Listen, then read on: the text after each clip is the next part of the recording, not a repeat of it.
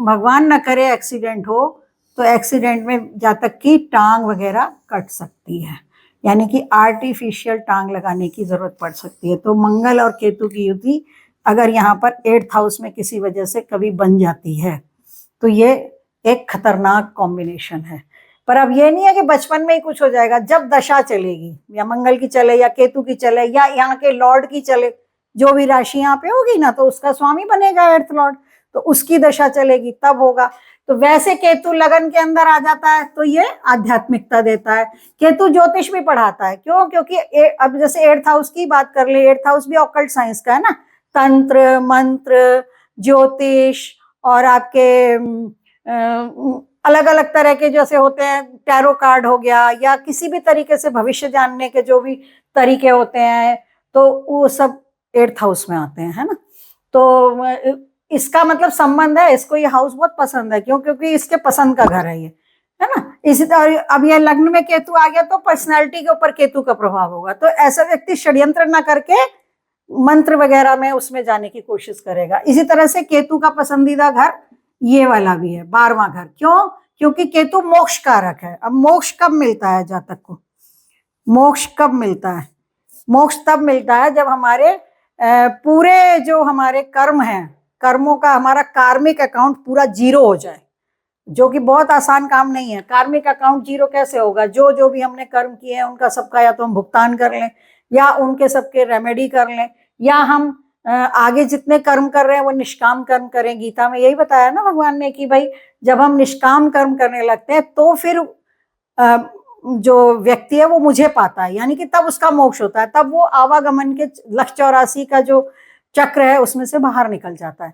तो ये जो ये ऑकल्ट साइंस का है, तंत्र मंत्र का है, अध्यात्म का है, तो ये मोक्ष का कारक है। ये ग्रह भी हमारा व्यय भाव है, शरीर के व्यय का है ना।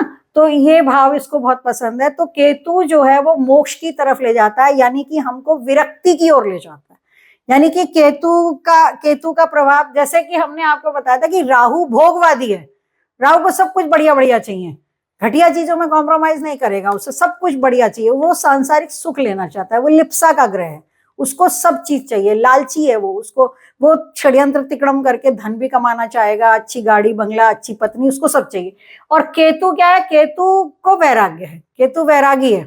अगर इसका शनि के साथ संबंध बन जाए तो ये और ज्यादा वैरागी हो जाता है, इसका गुरु के साथ बन जाए तो जैसे ग्रह के साथ जाता है, जैसे मान लीजिए कोई स्वराशि के प्लेनेट के साथ हो, मान लो यहाँ पर ये इसके साथ है सपोज, है ना, तो स्वराशि के प्लेनेट के साथ हो गया। स्वराशि के प्लेनेट के साथ केतु हो जाता है तो कहते हैं कि पूरी तरह से ये मंगल की तरह बिहेव करेगा, यानी डबल मंगल हो गया यहाँ पे। जैसे कि हमारे जो पूर्व प्रधानमंत्री जी श्री जवाहरलाल नेहरू जी, उनकी कर्क लगन की कुंडली तो 5, 6, 7, 8 और 9, यहाँ पर गुरु के साथ उनका ना केतु है और यहाँ पर राहु नेहरू जी की कुंडली में। तो अब ये स्वराशि के गुरु के साथ केतु है, तो ये क्या हो गया? यहाँ पर से ये शत्रुजयी तो बनाई, डबल गुरु हो गया, यानी कि इनके एक तो इनके जो शत्रु होंगे या विरोधी होंगे वो भी बहुत विद्वान होंगे, लेकिन मुंह की खाएंगे। क्यों? क्योंकि ये डबल गुरु हो गया। तो आप देख ही सकते हैं कि उस समय कितना क्राइसिस का टाइम था, लेकिन नेहरू जी प्रधानमंत्री भी बने, और एक बार नहीं, 2 बार नहीं, 3 बार बने। देश ने उनको बहुत मान सम्मान दिया, उनके सारे विरोधी इधर उधर ही हो गए, कोई भी उनके सामने ठहर नहीं पाया। तो ये कुछ ऐसे एग्जाम्पल्स होते हैं कि जो ये याद रह जाते हैं, इसलिए सुनाए जाते हैं ये, कि वैसे आपको याद नहीं रहेगा, लेकिन अभी किसी व्यक्ति के साथ जोड़ देते हैं तो वो याद हो जाता है, और खास करके जो नामी ग्रामी लोग होते हैं तो उनके साथ जोड़ करके तो ये एकदम से याद हो जाता है। तो केतु ग्रह भी भले उसका भौतिक अस्तित्व ना हो, इसकी 7 साल की महादशा होती है, और पहला ग्रह होता है ये, मतलब दशाओं के क्रम में अगर हम ले तो 7 साल होता है। तो पहला नक्षत्र अश्विनी जो है वो केतु का है, पहली राशि मेष जो है वो केतु की है। तो इस क्रम को भी हम समझेंगे, है ना। और ये जो अश्विनी नक्षत्र या जो केतु के जो 3 नक्षत्र हैं, अश्विनी, मघा और मूल, ये मूल के नक्षत्र हैं। अश्विनी नक्षत्र, फिर मघा नक्षत्र और मूल नक्षत्र, ये मूल के नक्षत्र हैं। ये पहली राशि में आता है, ये 5वीं राशि में आता है और ये 9वीं राशि में आता है, ठीक है। ये तीनों मूल के नक्षत्र हैं।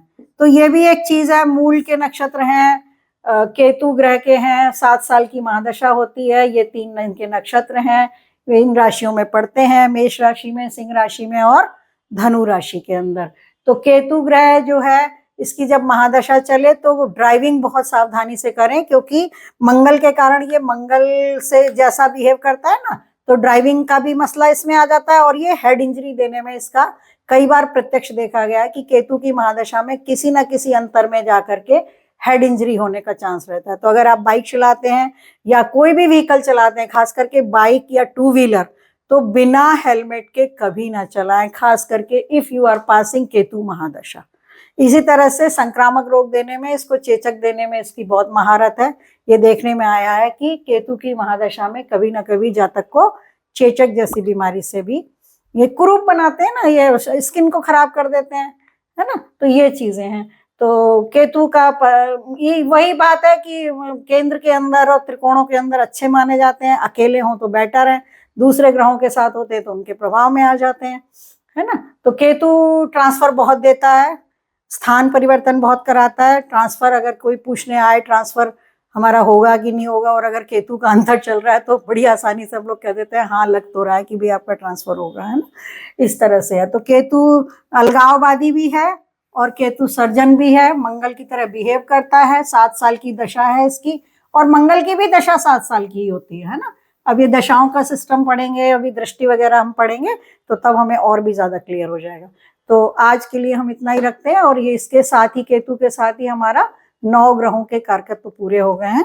और अब हम अगले वीडियो में ग्रहों की, जैसे राशियां, कुंडली में दिशाएं कहाँ हैं, राशियां तो हम पढ़ चुके हैं, दिशाएं कौन कौन सी हैं वो पढ़ेंगे, और दृष्टि पढ़ने की कोशिश करेंगे, वो देखेंगे कि दृष्टि कहाँ से कहाँ जाती है, कौन से ग्रहों की दृष्टि कहाँ होती है, कौन सा ग्रह कब उच्च के होते हैं, कौन नीच के होते हैं, उसको सिंप्लीफाई करेंगे कि किस राशि में कौन से ग्रह शुभता पाते हैं। तो आज का कंटेंट अगर आपको अच्छा लगा तो इसे लाइक करिए, शेयर करिए, सब्सक्राइब करिए, और अगर कुछ पूछना है तो मेल पे आप पूछ सकते हैं या फिर कमेंट बॉक्स में डाल सकते हैं। तो आज के लिए इतना ही, और अच्छी तरह से, सुरुचिपूर्ण ढंग से और रुचिकर तरीके से ज्योतिष पढ़ने के लिए जुड़े रहिए अक्षर ज्योतिष चैनल के साथ। आज के लिए इतना ही। जय हिंद, जय भारत।